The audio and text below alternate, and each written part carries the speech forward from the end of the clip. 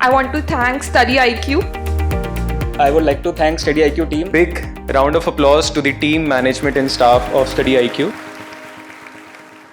Hello and welcome everyone. स्वागत है आप सभी का आपके पसंदीदा प्लेटफॉर्म स्टडी IQ IAS में। दोस्तों, इस समय पर एक बहुत इंपॉर्टेंट न्यूज़ आ रही है जिसके बारे में आप सभी को जानकारी मिल ही चुकी होगी कि IB, आप सभी जानते होंगे, इंटेलिजेंस ब्यूरो जो मिनिस्ट्री ऑफ होम अफेयर्स के अंडर में है, उसने एक वैकेंसी निकाली है जिसको आप सभी देख सकते हैं।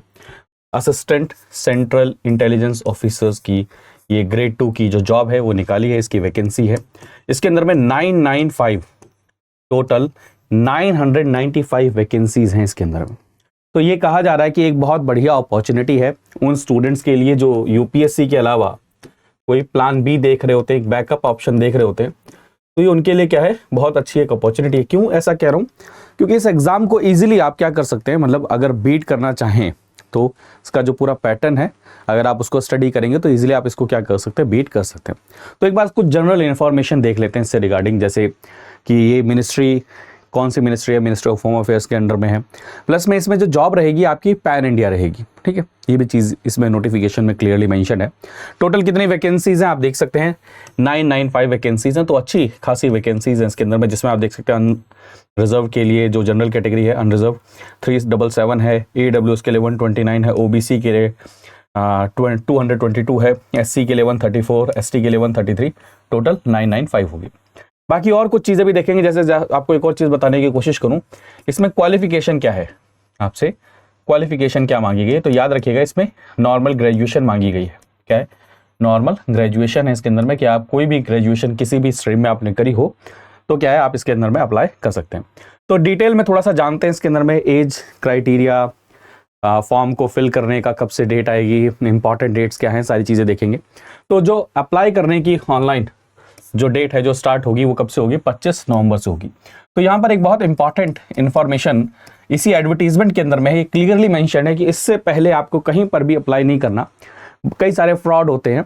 तो उन्होंने क्लियरली कहा है कि मिनिस्ट्री ऑफ होम अफेयर्स की वेबसाइट पर जाकर ही जब ऑफिशियल 25 नवंबर से शुरू होगा तभी आपको क्या करना है, अप्लाई करना है।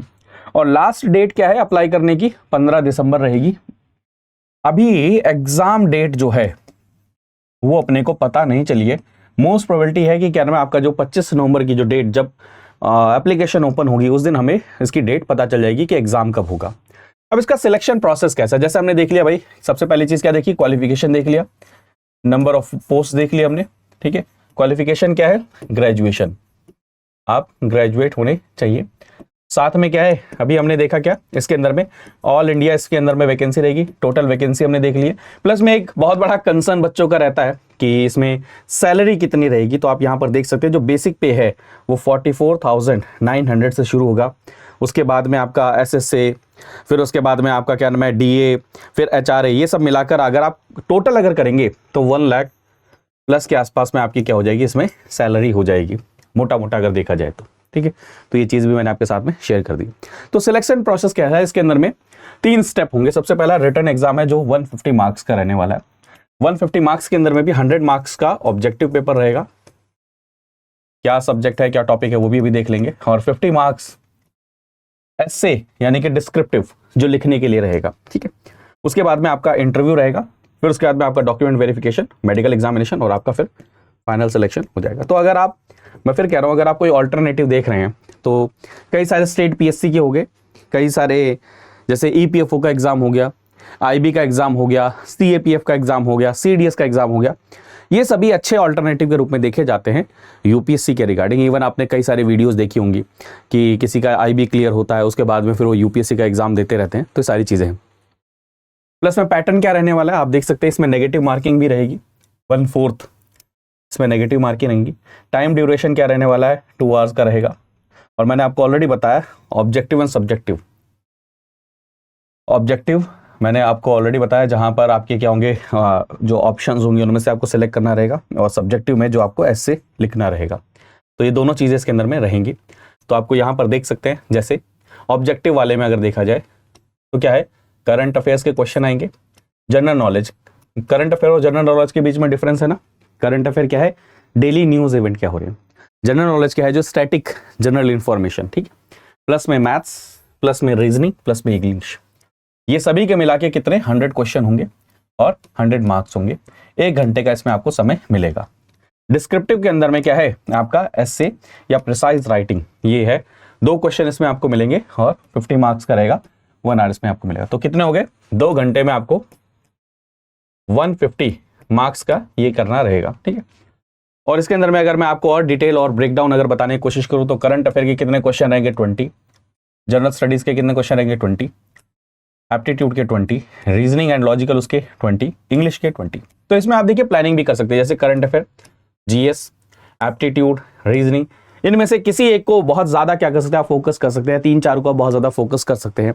एक अगर हल्का सा वीक भी हो तो भी चल जाएगा। इससे क्या होगा, आपका सिलेक्शन के चांसेस क्या होंगे, इंप्रूव हो जाएंगे। प्लस में आप सभी जानते हैं जो टीयर 2 सेकंड स्टेप होगा जिसमें आपको एस्से लिखना है। अब क्योंकि आप यूपीएससी की तैयारी कर रहे हैं तो आपको मेंस का आंसर भी लिखना है, तो आप ये जो इंग्लिश कॉम्प्रिहेंसिव, प्रिसाइज राइटिंग और एस्से राइटिंग, एस्से आपका 30 नंबर का रहेगा और ये जो कॉम्प्रिहेंशन वाला है ये आपका 20 नंबर का रहेगा। ये भी दोनों चीजें इसके अंदर में है। प्लस में मैंने आपको बताया था कि आपको मैं फीस भी बताऊंगा। जनरल, ओबीसी और ईडब्ल्यूएस इकोनॉमिकली वीकर सेक्शन के लिए जो फीस रहेगी 550 रहेगी, और जो एससी, एसटी और जो दिव्यांग जन है उनके लिए 450 फीस रहेगी। इसको ऑनलाइन ही आपको पे करना है फीस को।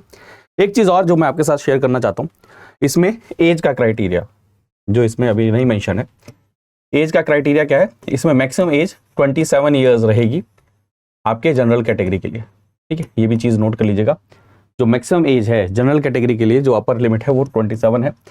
एससी एंड एसटी के लिए 5 ईयर्स का रिलैक्सेशन है एंड ओबीसी के लिए कितना 3 ईयर का रिलैक्सेशन है। ये भी पॉइंट नोट कर लीजिएगा। तो आप में से अगर कोई स्टूडेंट, मतलब मैंने क्वालिफिकेशन आपको बताया, पोस्टिंग आपको बताई, सैलरी आपको बताया, डेट आपके साथ मैंने डिस्कस किया, एग्जाम का पैटर्न आपके साथ डिस्कस किया, इवन मैंने मोटा मोटा सिलेबस भी आपके साथ डिस्कस कर लिया कि कौन कौन से सब्जेक्ट आएंगे और उसके बाद में क्या फीस रहेगी, सारी चीज़ हमने इस वीडियो में डिस्कस कर ली आपके साथ। आप में से कोई स्टूडेंट इसके लिए अप्लाई करना चाहता है तो अप्लाई कर सकते हैं। और आपकी तैयारी में हेल्प करने के लिए स्टडी IQ IAS आज ही शाम तक आपके लिए कोर्स भी लेकर आ जाएगा, जिसकी मैं इन्फॉर्मेशन टेलीग्राम चैनल पर शेयर कर भी दूंगा। क्रिएटिव सारी चीज़ें मैं शेयर कर दूंगा। आपको जो कोर्स है उसमें एनरोल करना है PRT लाइव कोड यूज़ करके। उसमें आप जब एनरोल करेंगे तो क्या करेगा, ये आपको वहाँ पर डिस्काउंट मिलेगा। एंड प्लस में आप एक और चीज़ देख सकते हैं, क्योंकि ये एग्ज़ाम इसके अंदर में आप इंग्लिश प्रिपेयर करेंगे, मैथ्स, रीजनिंग, तो अल्टीमेटली क्या करेगा, ये आपको हेल्प भी करेगा आपके यूपीएससी के पेपर में भी, है ना। प्लस में आप देख सकते हैं करंट अफेयर हो गया, जीएस हो गया, ये भी आपको यूपीएससी के पेपर में हेल्प कर सकता है, छोटा मोटा ऐसे, लेकिन करेगा ज़रूर हेल्प आपको। तो जो लोग ऑल्टरनेटिव देख रहे हैं, जो ये कह रहे हैं कि अब मैं बिल्कुल लास्ट स्टेज पर हैं, बिल्कुल हमें ऐसा लगता है कि थोड़ा सा सिक्योरिटी होनी चाहिए, तो इसको क्या कर सकते हैं, अटेम्प्ट कर सकते हैं, इसके अंदर में अप्लाई कर सकते हैं।